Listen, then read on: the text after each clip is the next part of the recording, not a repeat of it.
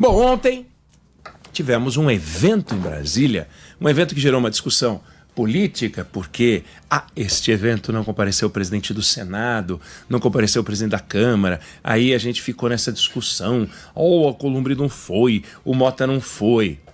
Não é importante. Importante é a discussão que o presidente da República colocou sobre a mesa, falando de trabalho, falando das relações de trabalho.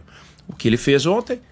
Houve a sanção da lei que isenta do pagamento do imposto de renda as pessoas que ganham até R$5.000 por mês. Lembrando que a tabela do imposto de renda foi represada durante muito tempo e que, se não tivesse sido represada, ninguém iria faturar politicamente isso. Simplesmente a gente estaria com 5 mil hoje numa boa. Mas aí ficaram represando, inclusive governos do PT ficaram segurando e, de repente, agora vamos fazer a isenção. Aí parece que é um grande presente que a sociedade recebeu. Presente nenhum. A sociedade teria direito a estar com 5 mil hoje se a tabela tivesse sido reajustada. Aí cria-se essa incrível cerimônia e tal. E o presidente fez um discurso sobre isso e ele falou algumas coisas. Falou várias coisas, na verdade. E eu queria destacar 2 pontos do presidente. Primeiro ponto, o presidente falou o seguinte, não falou, Larissa? Nós temos que saber quando, mas não vamos ter que avançar. São coisas que a sociedade moderna do século XXI exige. A gente não pode continuar com a mesma jornada de trabalho de 1943. Não é possível. Não é possível. Os métodos são outros. A inteligência foi aprimorada.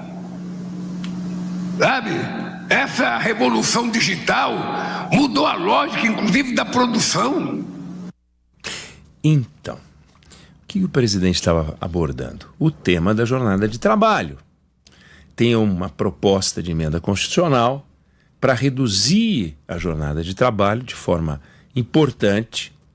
Vai fazer com que as pessoas, se essa proposta avançar, que é uma proposta absolutamente irresponsável, se ela avançar, a gente vai botar na Constituição uma redução da jornada de trabalho, que hoje a lei permite 6 por 1, mas que a maior parte das pessoas trabalha 5 por 2, e viraria 4 por 3, ou seja, as pessoas trabalhariam 4 horas, 4 dias na semana e descansariam 3. Como é que ficariam os postos de atendimento do INSS? Como é que ficariam os hospitais? Como é que ficariam as farmácias? Como é que ficariam os supermercados? Como é que ficariam as empresas? A gente ia contratar mais gente. Olha que coisa simples, né?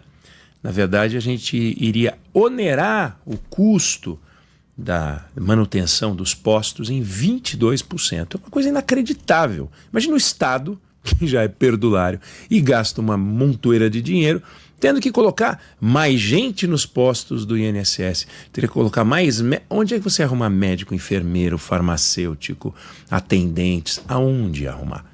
Né? Nós já temos dificuldade para arrumar mão de obra hoje, num país que é absolutamente improdutivo. A gente tem que enfrentar essa verdade. O Brasil é um país improdutivo. Então é o seguinte, vamos lá no extremo. Os países escandinavos, em 1 hora, eles produzem de 80 a 90 dólares, trabalhando 1 hora. Os americanos produzem 70 dólares por hora trabalhada. Sabe quanto produz o Brasil? Mais do que a Nigéria, mais do que a Etiópia, mas é 17 dólares por hora trabalhada. 17 dólares por hora trabalhada. Você já parou para pensar que você tem alguém que trabalha 1 hora, produz 70 dólares, Estados Unidos, e você tem um outro que produz 17 dólares por hora trabalhada? Ou seja, um país improdutivo. É improdutivo porque o brasileiro é preguiçoso? Não é porque o brasileiro é preguiçoso. Primeiro sinal de improdutividade, primeiro indicador de improdutividade vem dos encargos trabalhistas. Isso é uma excrescência nacional.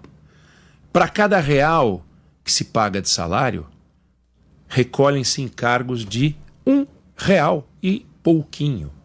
É 102%. Então, em vez de você entregar para o trabalhador 2, você entrega um para ele, entrega um para o governo. Olha que maravilha. Encargo trabalhista.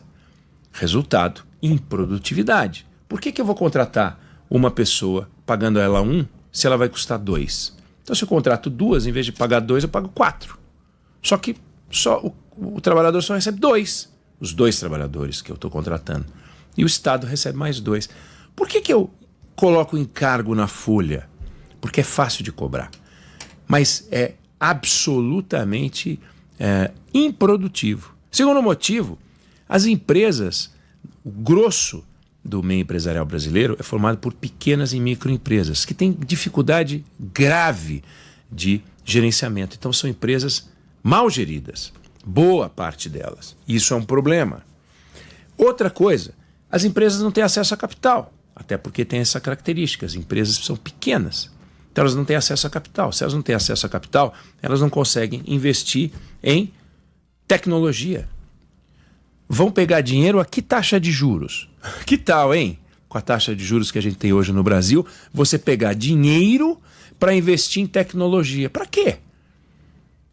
Como que você vai pagar? Você não consegue receber vendendo no seu operacional, ganhando dinheiro com o que você produz, para pagar esse assalto que é a taxa de juros nacional.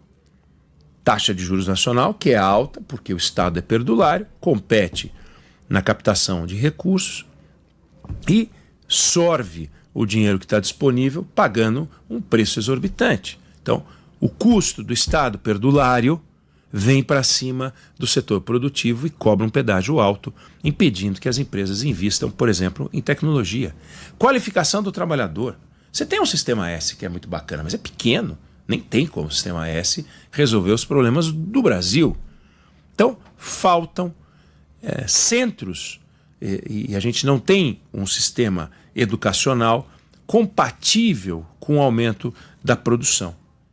E quando você olha esses fatores, que são fatores importantes, a gente está lá embaixo, do patamar de $17 de produção por hora trabalhada. Aí nós vamos reduzir a carga. E vamos continuar produzindo 17? Claro que não. Porque se ao final de um ano, com a jornada atual, a gente produz isso, se a gente reduzir a jornada, a gente vai aumentar a produtividade. Tirou da onde isso? Quem é que tirou isso da cabeça? Discurso populista da autoria dessa emenda constitucional, que vai andando e as pessoas vão falando como se isso fosse melhorar a vida. Isso vai piorar a vida, vai tornar um país improdutivo ainda mais caro. Um país que já não produz vai ficar ainda mais caro para produzir. Ou seja, a gente vai ter redução do crescimento do PIB. Pode ter, inclusive, queda no PIB. É uma coisa absolutamente sem sentido.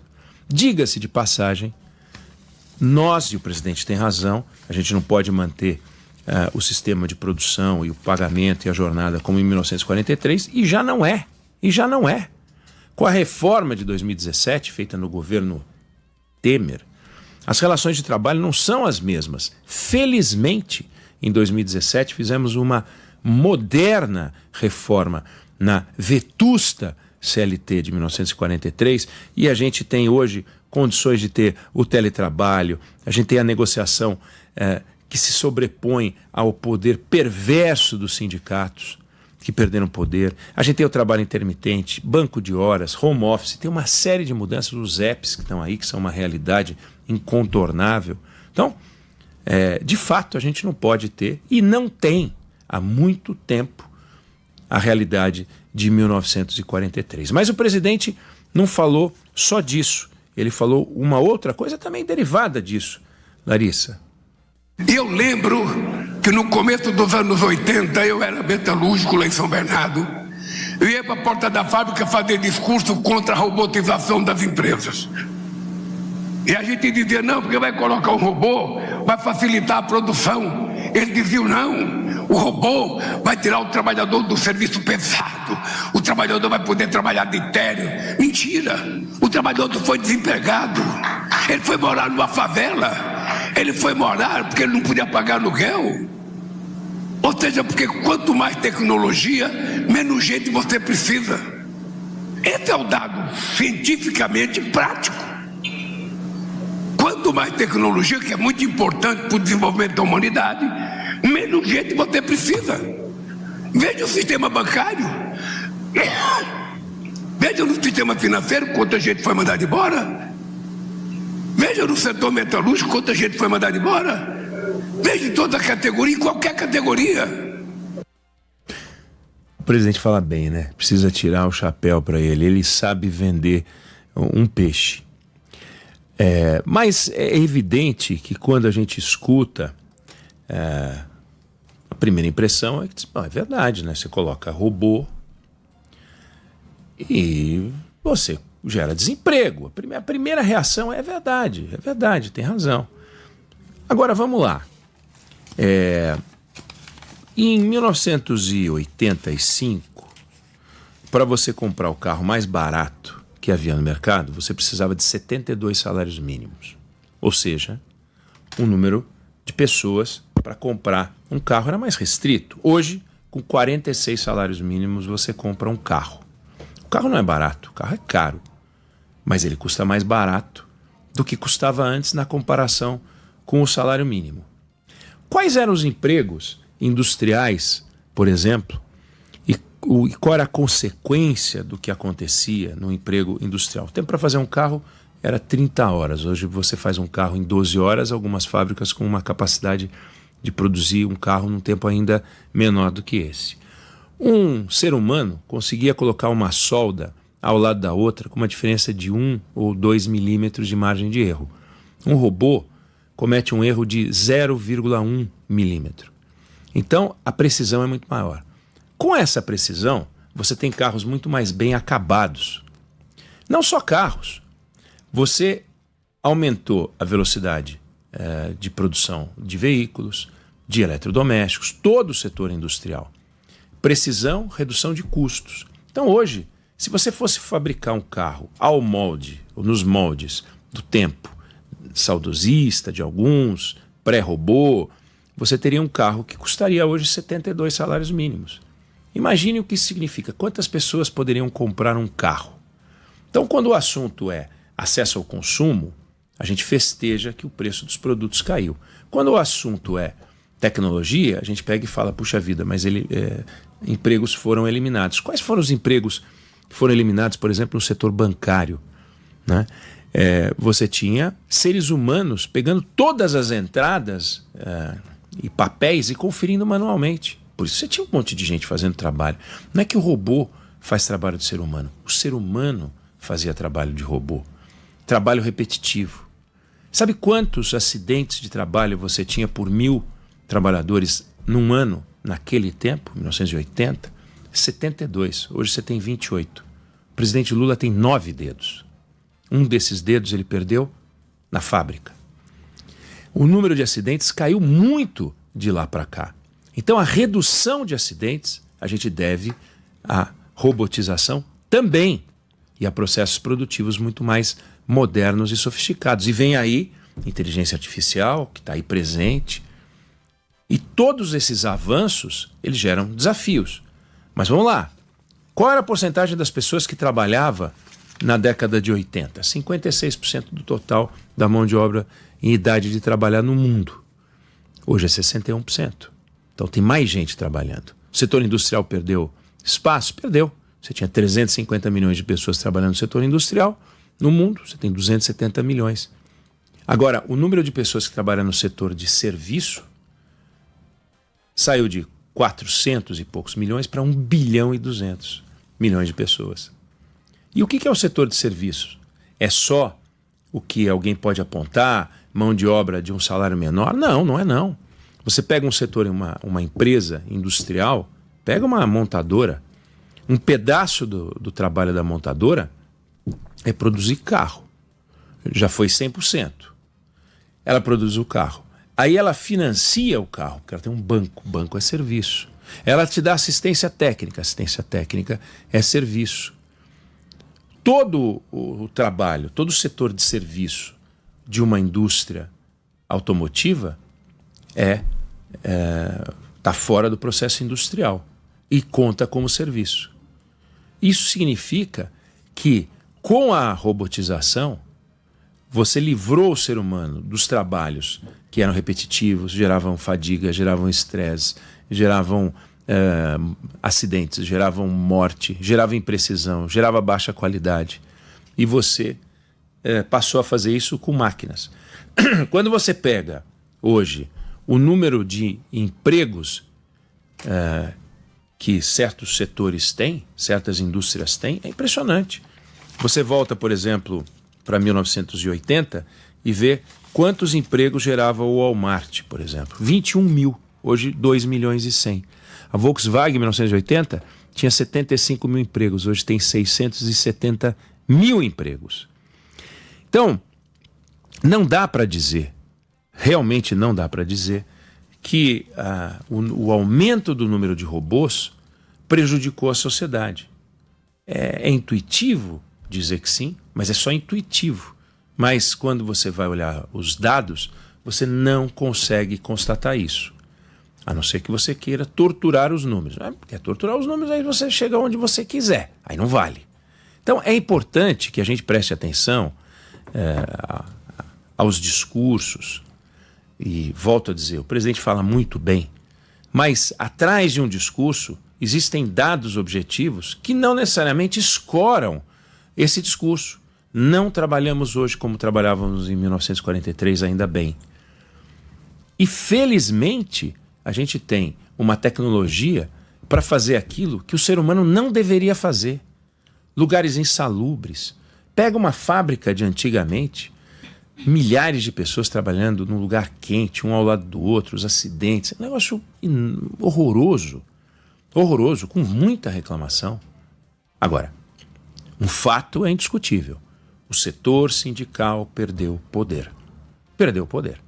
Ganhou poder a partir de 1943 e perdeu muito poder hoje.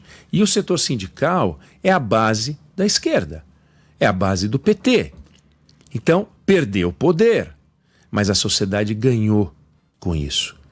Os sindicatos podem ter perdido poder, mas os sindicatos, o que são os sindicatos? Qual é o papel dos sindicatos? Que trabalho eles fazem?